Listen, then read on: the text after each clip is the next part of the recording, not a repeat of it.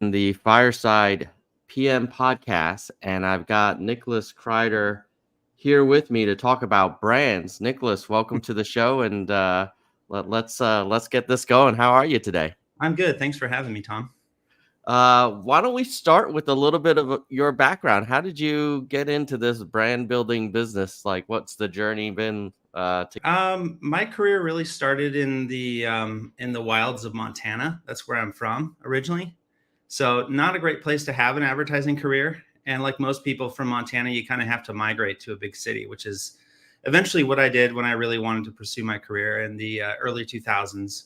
So I like to joke that my career was largely born at the birth of the internet. So that kind of simultaneously dates me. But yeah, like any young creative, I started out in advertising and I kind of worked my way up through better and better agencies as I went. And eventually what happened was I just kind of got to a point where I felt like I had maxed out on the runway that the ad industry could give me. And I made a hard pivot to startups and started founding and backing startups and really like being involved as a founder in the startup community.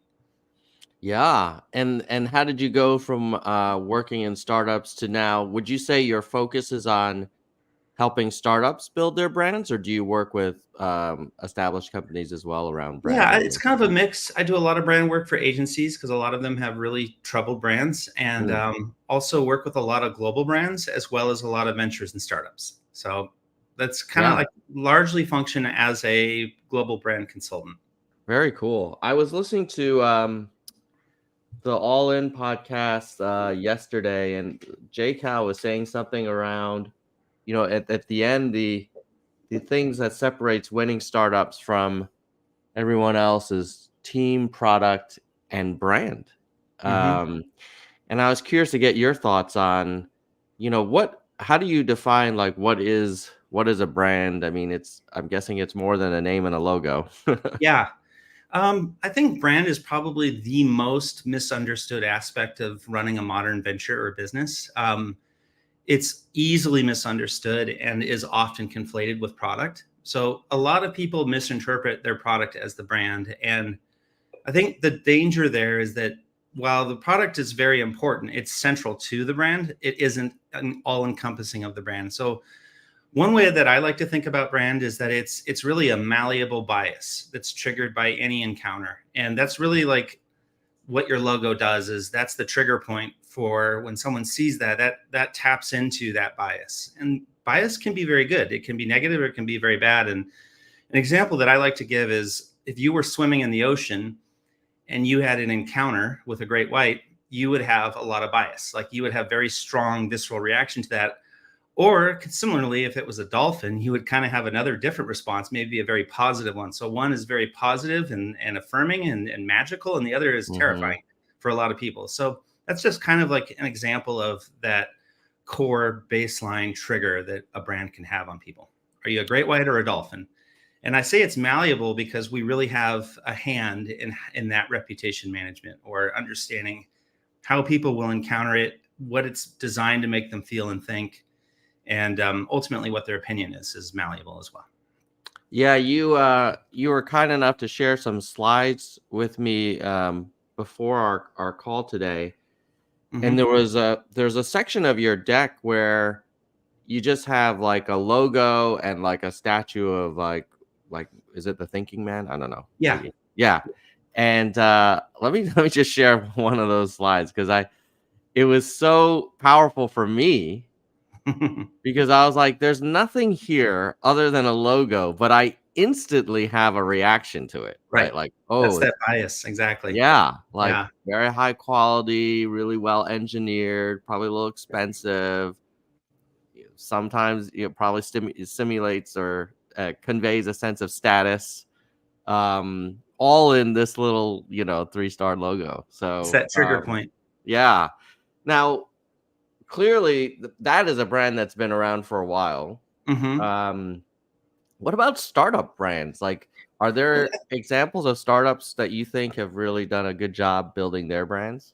Yeah, I do. One thing that I want to touch on is that brand is not optional. And a lot of founders are kind of have like a natural focus or emphasis, a proclivity for product. Mm-hmm. And there's a temptation to think like, oh, we'll figure out brand down the road. That's not our concern. It's not our priority. But really, it's inevitable. Like, you're going to have a reputation, whether you're involved in engineering that or not is really up to you as a team. So traditional brand building enterprise process is all about this meticulous process, like this laying down. It's like a legal case. You have the evidence and you have all of this data and research that goes into it. And you're really prosecuting a case as a brand team, whether you're in an agency or you're in a global brand that's established and has maybe 100-year reputation.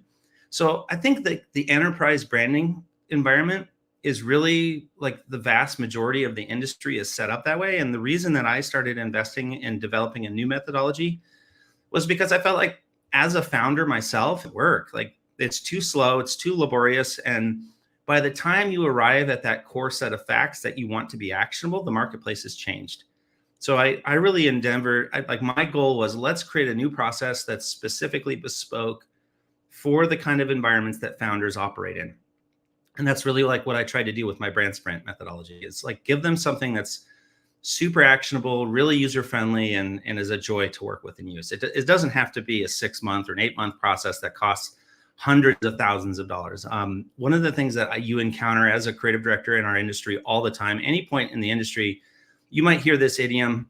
It's a little bit of a trope.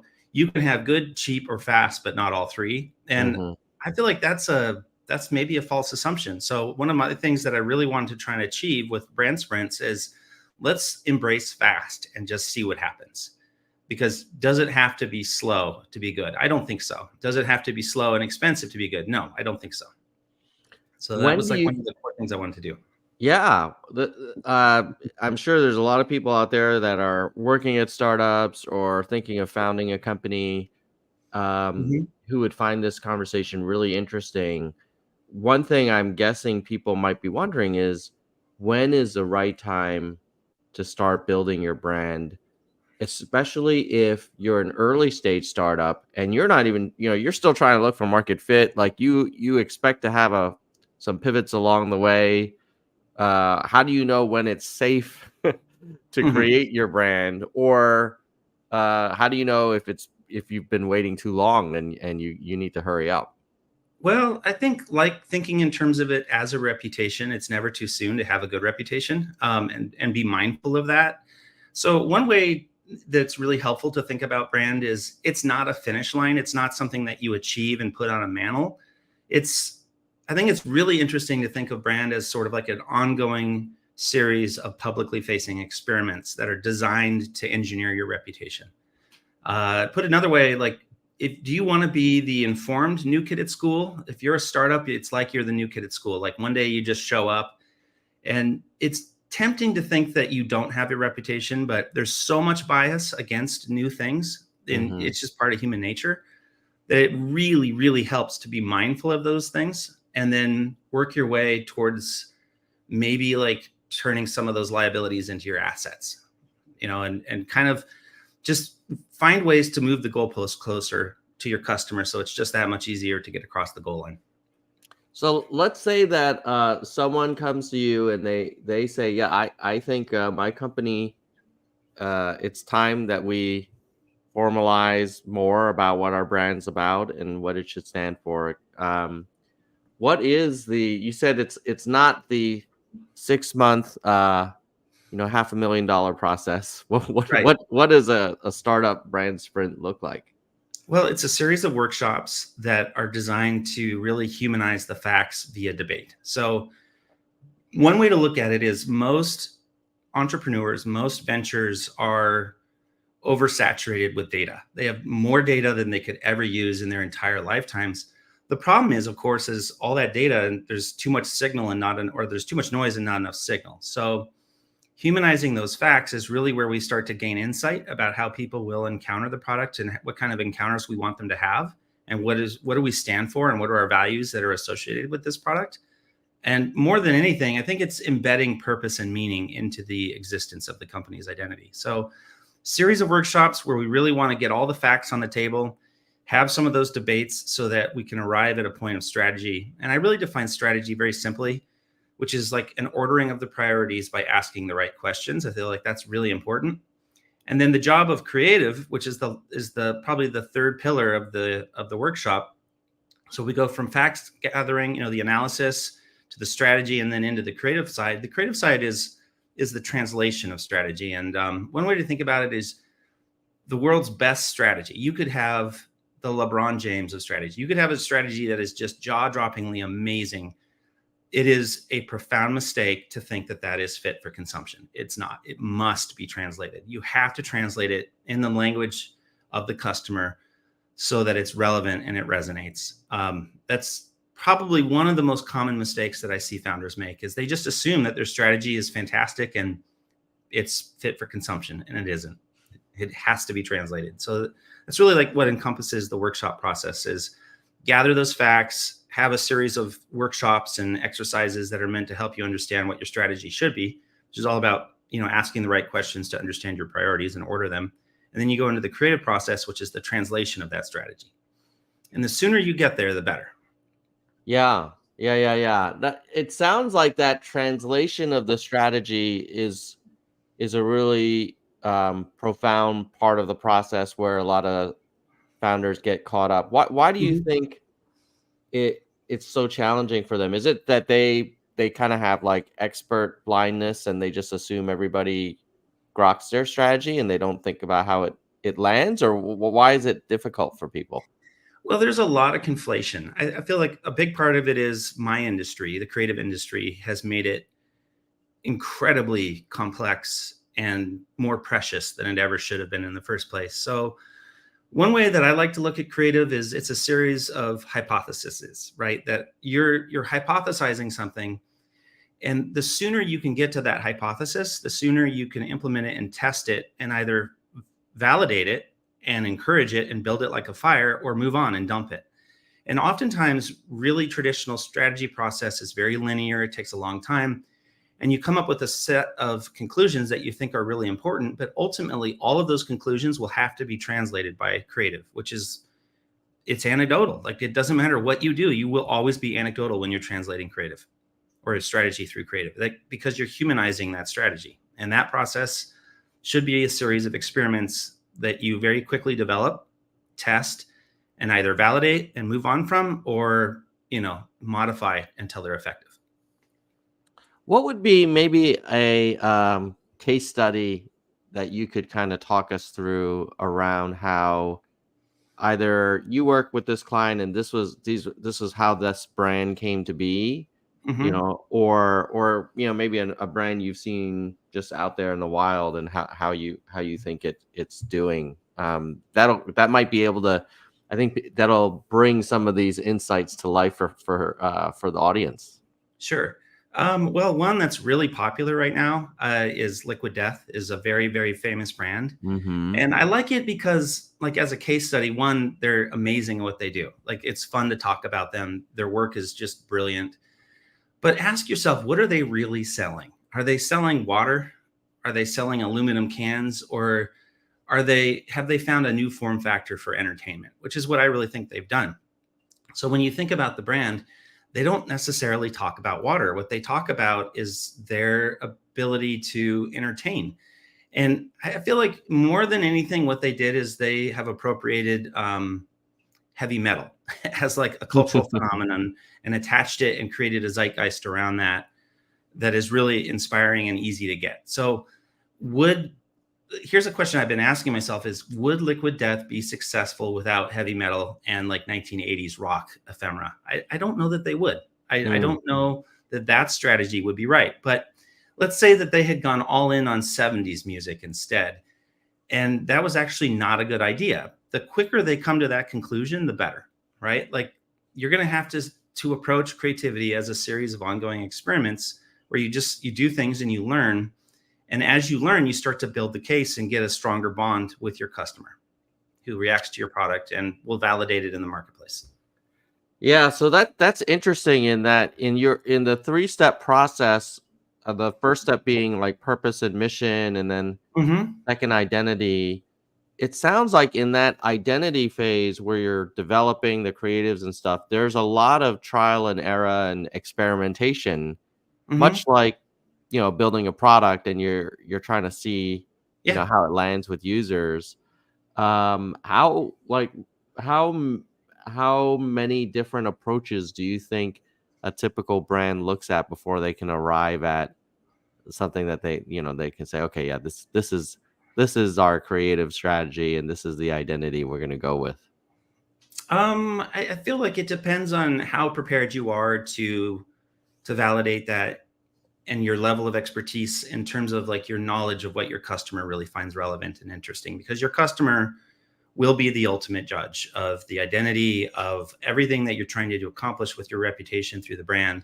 It will ultimately be in the court of the customer.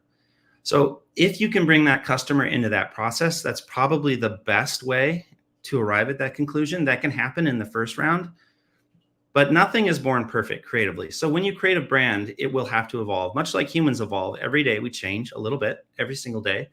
I think it really helps to plan for that kind of evolution around the brand. So it doesn't have to be born perfect. I think as long as you're engineering towards a higher degree of fidelity and effectiveness, then you'll win in the long run. But just pretending it doesn't exist is not an option for a brand or a startup. Like, you have to manage that process. So there's probably some founders out there who are listening to this and thinking, well, yeah, I have existential challenges right now. I'm trying to find product market fit, and I this product is not really resonating, and I got to figure out like customer acquisition strategy and unit Mhm. economics and all this stuff. And they're probably thinking like, I'll deal with the brand stuff maybe after Series A money comes in. Sure. Yeah. Yeah. I'll have more money and more time, and I'll have figured it out by then. What would your advice to those people be? Um, I think knowledge is free. You can start the process of understanding your customer yourself. You don't have to have a consultant like me do that. You can get to know your customer and become their advocate. And if that's your mindset and that's how you approach your customer, your odds of arriving at a place where you will genuinely inspire them and motivate them to want to embrace and believe in your product and support you, is much, much higher than not giving a damn about the customer or what they think. So go to school on your customer, learn everything you possibly can about them, learn what motivates them, learn how they identify themselves. Like, what are their affinities? And one way to understand affinity that I think is really helpful is your customer is kind of like a petri dish, where when they buy something, they really say something. So look at the other decisions that they've made in their life and get to know them. So one way that like we can understand affinity is we kind of define ourselves through our choices. And when you buy something, you say something. So what you'll hear people say is, "Oh, I'm a Bud Light guy," or "I'm a Ford truck guy," or "I'm an IPA guy." Or if maybe it's someone with more of a feminine proclivity, they might say, um, "I'm a Chanel girl," or "No, no, no, I'm all about Gucci." And what they really do is when they choose something, they say something. So if you want to understand your customer, it's kind of a hack. Like, what other brands have they embraced, and what can you learn from the evidence presented by their choices? That's a really good way to shorten that journey. Yeah, and it's interesting how it might be easy for people to assume, well, the brand is something you kind of bolt on later, but Mm-mm. what you're Mhm. saying is like it really starts with some customer insights Oh yeah, and it should deep customer be. empathy. Yeah. It's kind of like a marrying of your purpose and mission with the customer's purpose and mission. So Mm, you have like a purpose is one of those things that's very ambiguous. A lot of people feel like it's kind of hocus pocus. It isn't. Like, one way that I would put it is, what are you good at? What are you talented at? And what does the world need? That's probably a good indication of what your purpose is. And then your mission is, in light of all of your assets, in light of your skills, your talents, your giftings, all these things that really come naturally to you, what should you be doing with that? What are you responsible to? And I think mission is amazing, because if you get good at that and you understand what your mission is, and it's not just about you and making as much money. So if you met someone and they said, "My mission is to get a yacht. I want the world's largest yacht. That's the most important thing." You might kind of like scratch your head and say, "Really? That's it? It's just materialism?" And you would be right to do that because it's kind of shallow and empty. But if someone said, no, my mission is I want to end hunger, and I'm going to do that by addressing water shortages around the world. Okay, now you're doing something that's fundamentally that is about other people. You are so much more likely to inspire your customer if that is what your mission orientation is if it's not about you necessarily, but it's you taking all of these talents and all these skills and applying it to society to do some good in the world. You're likely to have a much more easily understood and appreciated and equitable mission. And once you get a really good mission, the great thing is it's the ultimate strategic asset because it becomes a lens that you can judge all of these intractable decisions that inevitably you're going to make on a daily basis. You're moving super fast. You're making really, really high consequence decisions as a founder that could make or break you. So one of the things that I love about a great mission is it becomes a lens and it's a binary. It's like, are we on mission or not? And then that's that strategic application. If it's not on mission, then why are you doing it? Should you really be doing that as a founder? Is this the best use of your resources? And that's just such a beautiful fit with good strategy practice. Yeah. That's such a helpful tool to think about, especially since with tech startups, like you can do so many things and solve so many problems. Yeah. If you have this North Star mission, then it kind of makes the world way more simple because it's you're a like, rudder well, for the enterprise. Yeah, it's a rudder for the venture that becomes really valuable. Another analogy that I really love is I've known a lot of founders and I've been in a lot of startups, and they're super high functioning environments. And you have people that are super ambitious and really aggressive, and this is a common problem. There's too many good ideas, and each one of those good ideas is like a sled dog, and it's 100 pounds of pure muscle and drive and go. That's not the problem. The problem isn't that it's a good idea. The problem is that all these sled dogs want to pull in different directions. So here's classically what you see when you go into a startup environment. Everybody's super, super, super busy. They're working all nighters, man. They're working 100-hour weeks, but nothing consequential is actually happening. And it's because all those sled dogs are pulling in different directions. So like strategy is the ordering of priorities to actually go get things done. And I feel like that is so easily misunderstood. And it's just any high performance environment, whether it's a sports team or it's, it's an academic environment or it's a research lab or it's a venture, like whatever it is, if you have talent, they're going to have ideas and they're going to want to do those ideas. It's as a founder or as a leader, it's your job to order those priorities so that everybody's pulling in the right direction, and nothing does it like a mission. One area that I could see the need for clearer branding or more effective branding in the startup world today is all of these new AI-based startups, and they start looking all quite similar after a while. They do. I'm curious, like as you observe it, you look at like Claude or Gemini or ChatGPT or the million other kind of It's a skin dog version. sure. Yeah, it's a lot of stuff going on. What advice would you give those startups who are using large models to help users co-pilot through manual tasks faster? I mean, they all basically seem to do the same thing in different applications. How can they stand out from each other? Because there's like, for every one of those, there's like 10 that are doing the exact same thing, maybe more. Well, I think I would, from a position of humility, I would say, remember that the zeitgeist is not your friend. So understand what zeitgeist is. It's when something becomes a thing, and AI has definitely stepped into a moment of zeitgeist. In the world of sports, it's really easy to see. So when rollerblading became a thing, what happens is everybody goes, oh, there's wheels, but they're not roller skates. They're inline skates. These are amazing. And then suddenly everybody wants to do it. But what happens is inevitably it loses its cultural cachet, where that thing goes from a moment of appeal to a moment of revulsion.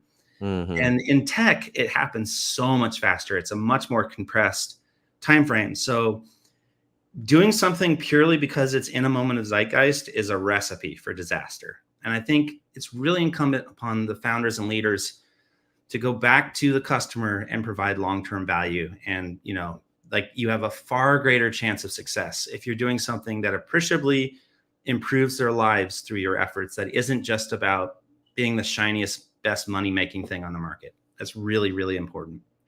Yeah. Totally agree. And you don't have to go that far back. I mean, there was a point where, fairly recently, people were super enthusiastic about crypto and blockchain and Yeah, it had a zeitgeist. Web3.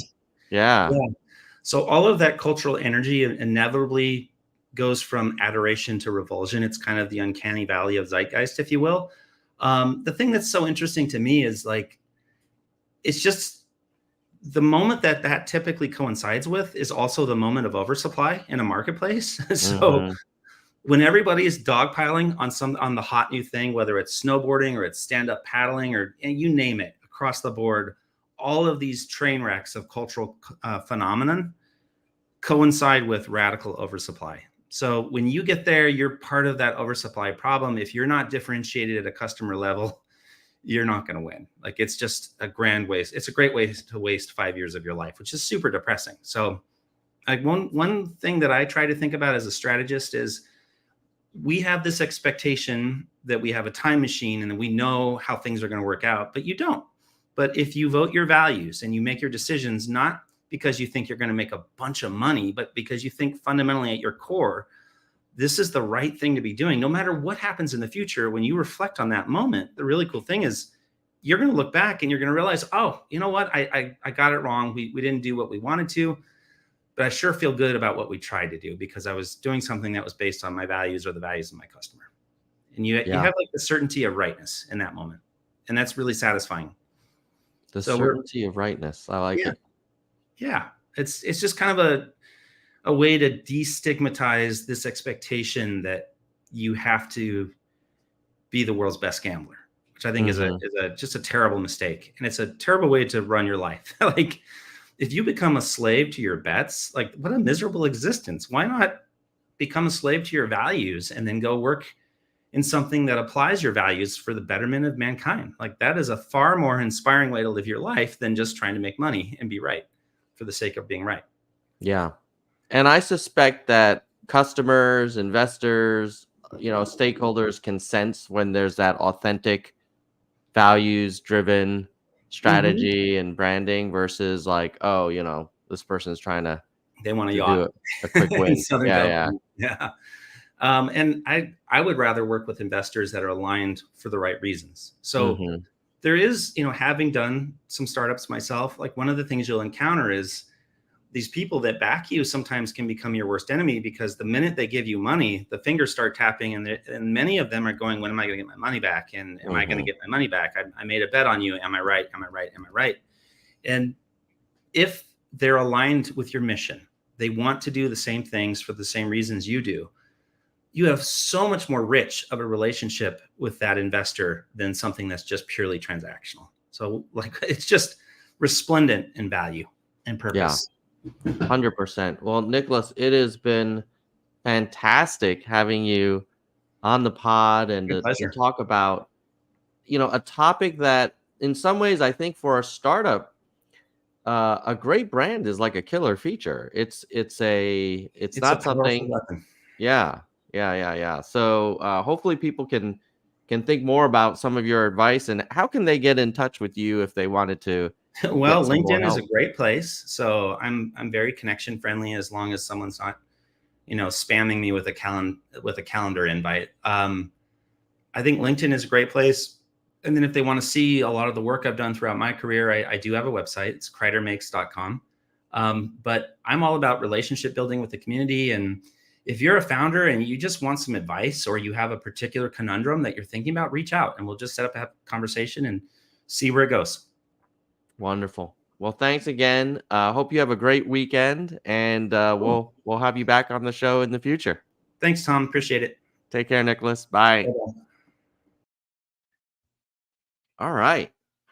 What a cool conversation. Let me share some takeaways from my point of view. Before I do that, I do want to let everybody know that I have some classes that are starting pretty soon. and on Maven. So I just want to kind of highlight some of them, and then we'll get into my takeaways. So I've got a class starting May 5th, which is like next week. Business strategy in an AI first world. So I'm excited about this one. This one is basically looking at 4 Harvard Business School recent case studies on companies that are having to make big choices around artificial intelligence. One is going to be around big tech battling each other. Obviously, I'll have a perspective, having previously worked at Google for almost 11 years. A second, and Microsoft for a few years. The second one will be around John Deere, like using AI for agricultural efficiency. I think we're going to do another one around a ed tech company that's using AI for student learning. And then the third will probably be around AI for professional services. And the approach of this class is very much a traditional kind of graduate school level business education approach, which is we'll read usually like a 10 or 15-page case prior to the class, and then we'll come into the class, and then the cohort will basically break apart this case, like what happened, what are the choices for the CEO or the protagonist, which choices would you advocate for, and generally there's going to be some fun debate, and then you can try and back up your arguments with key facts from the case, data, and we'll hope build this muscle of thinking through product strategy and business strategy in a world where AI is either changing the rules or fundamentally shifting them.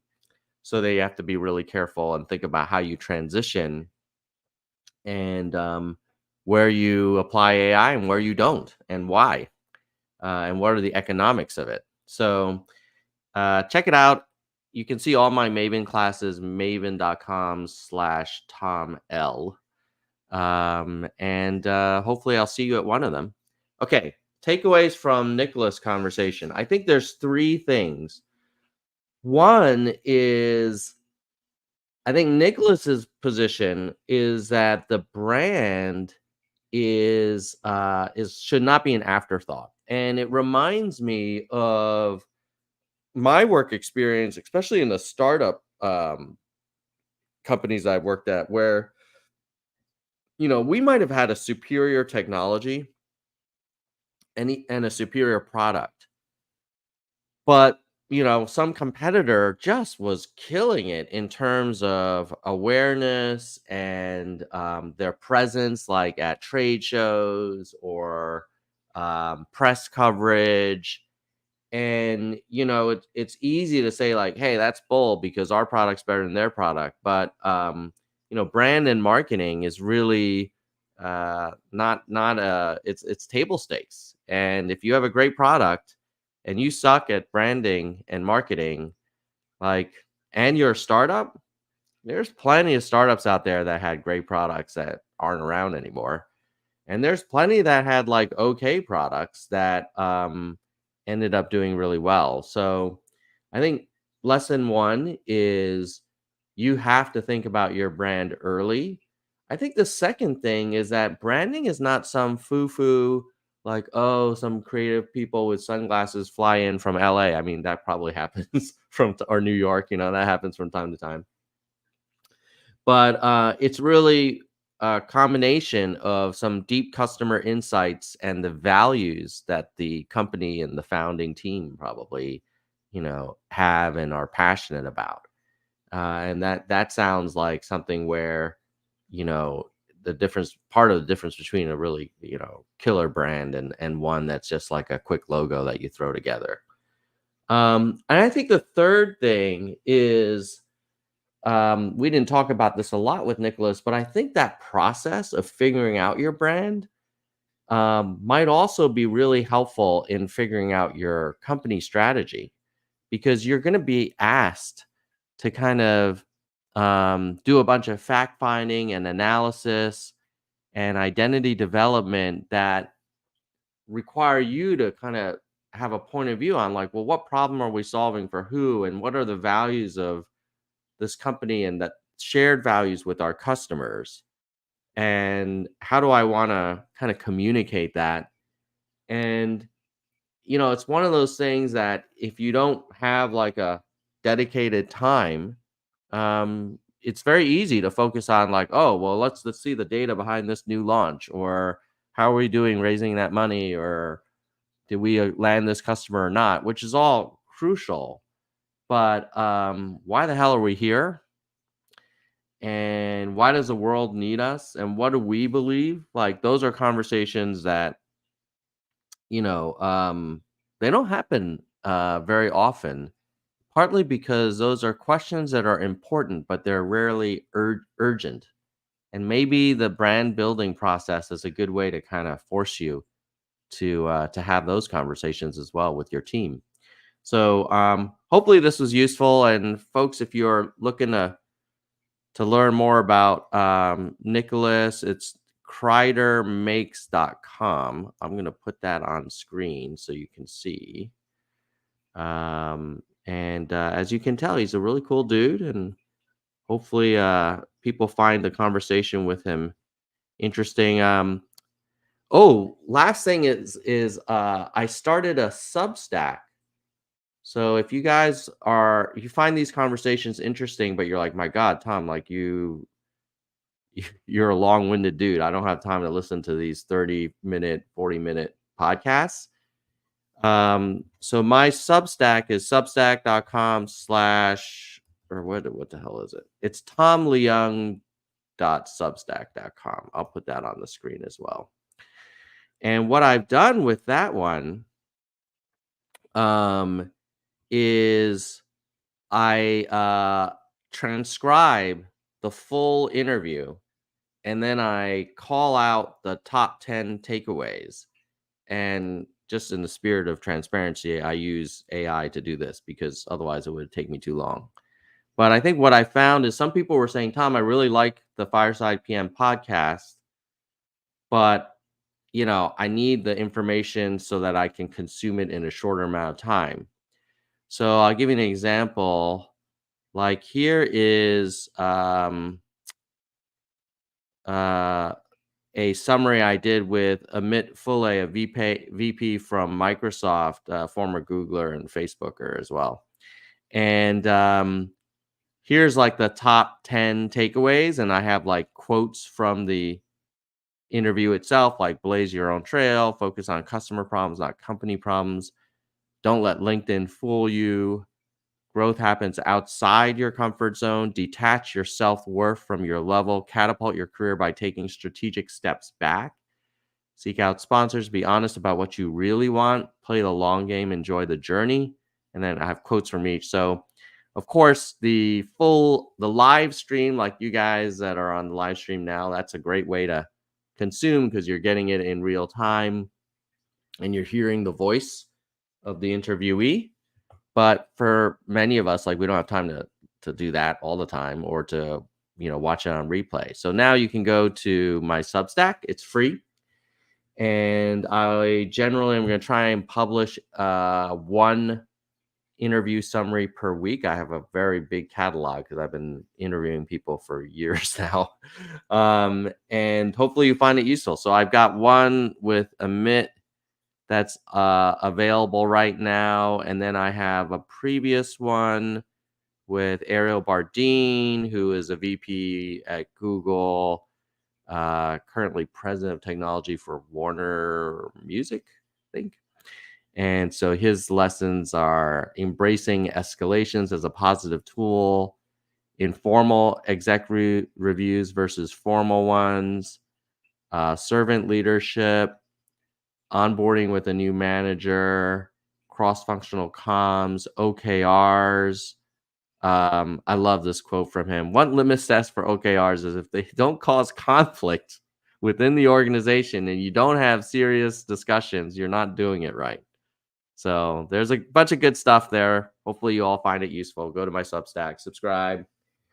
And if you found this conversation with Nicholas useful, if you wouldn't mind hooking me up with a like and a share. Whoa, what the hell? When the I don't know. I don't remember. Is that an Apple thing or is that the streaming platform that did that? Boom, boom, boom, boom, boom. Oh no, it didn't do it anymore. Is it? How did I get the fireworks going? Like or share? Was that audio based? No. Now it won't work. Come on, man. Give me the fireworks. All right, whatever. Like, share, subscribe. And I'll see you next time. Let's get back to work.